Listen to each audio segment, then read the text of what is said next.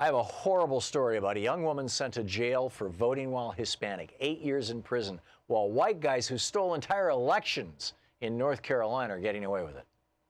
We have the situation in the 9th District of, I believe it's North Carolina, where the Republican is now saying, Mr. Harris is now saying, oh yeah, let's just have a new election.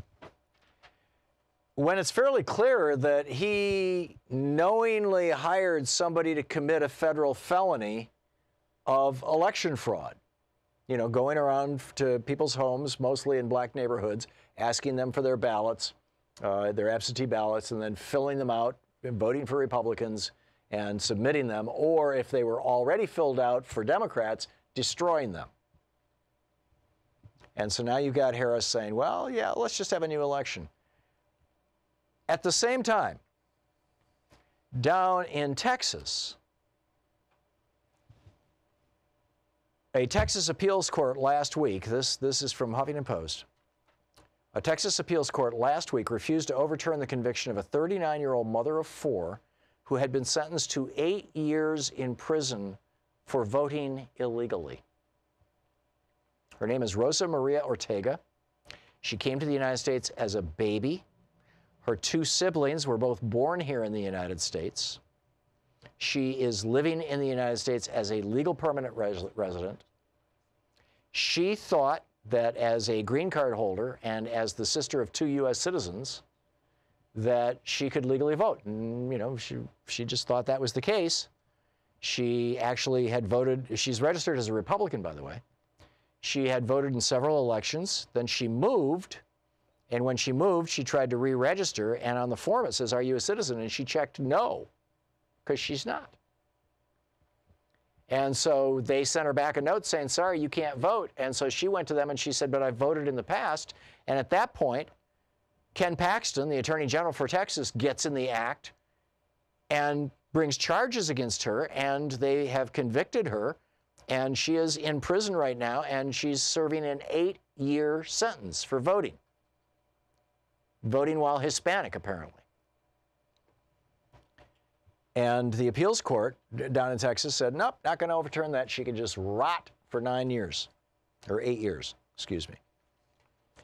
And this is, you know, emblematic of what happens to, you know, the vast majority of these so-called illegal voters, or, you know, the phony baloney vote fraud that the Republicans are constantly looking for.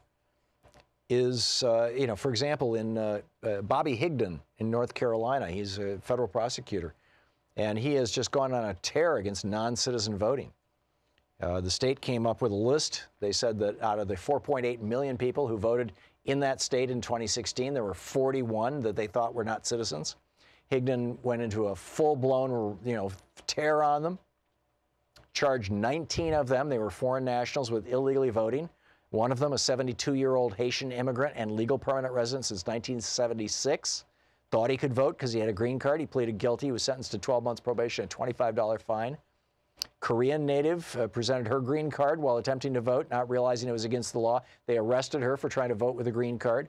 Judge was aghast that a poll worker failed to intervene and tell her that she couldn't vote, and he fined her only $100. Another woman, 66, was sentenced to 2 months in prison and a $250 fine for helping her Mexican citizen boyfriend register to vote. She didn't know it was illegal. They're almost all mistakes, and there's only a tiny number of them.